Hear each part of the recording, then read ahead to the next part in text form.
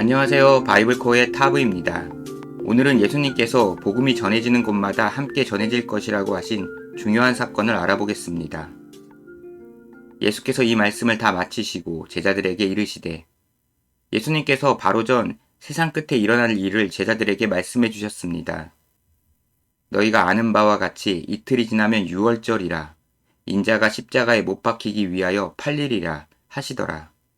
그리고 이제 곧 있을 유월절에 자신이 십자가에 달리실 것을 알려주셨습니다. 그때 대제사장들과 백성의 장로들이 가야바라 하는 대제사장의 관정에 모여 예수를 흉계로 잡아 죽이려고 의논하되, 한편 그때 대제사장들과 장로들이 모여 예수님을 죽일 계획을 세우고 있었습니다. 율법에 의하면 대제사장은 종신직으로 같은 시대에 한 명만 세웁니다. 그러나 신약 성경에는 대제사장들이라며 대제사장이 여러 명 있었다고 기록되어 있습니다. 이는 로마인들이 정치적인 이유로 대제사장을 수시로 바꾸었기 때문입니다. 새로운 사람이 대제사장으로 임명되면 그전 사람은 공적 지위에서는 물러나지만 유대 사회에서는 대제사장으로 불리며 영향력을 행사했던 것으로 보입니다.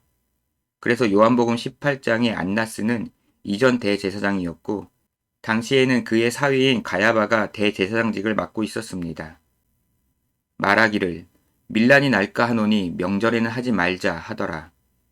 그들은 유월절에 사람들이 많이 모였는데 예수를 죽이면 문제가 발생할 수 있으니 그때는 하지 않는 게 좋겠다고 이야기했습니다.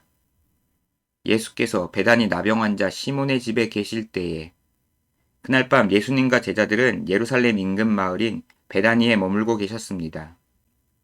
한 여자가 매우 귀한 향유 한 옥합을 가지고 나와서 식사하시는 예수의 머리에 부으니, 그때 어떤 여인이 아주 귀한 향유를 가지고 와 예수님의 머리에 부었습니다.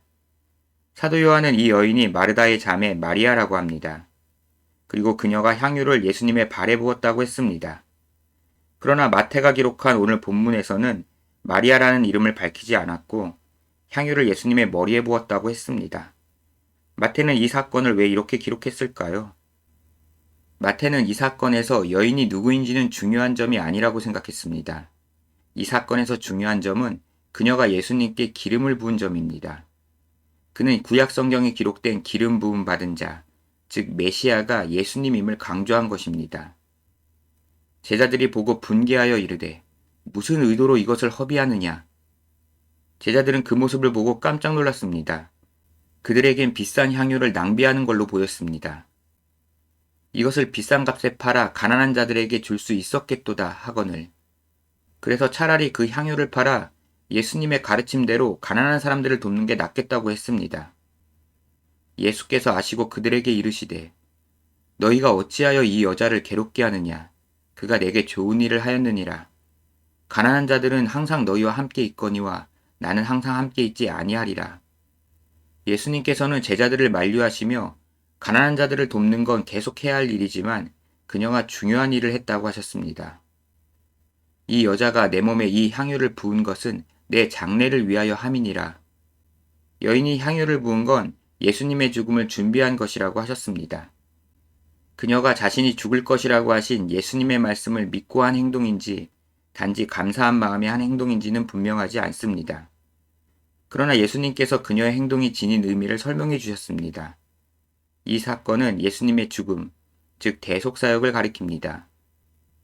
내가 진실로 너희에게 이르노니 온 천하에 어디서든지 이 복음이 전파되는 곳에서는 이 여자가 행한 일도 말하여 그를 기억하리라 하시니라.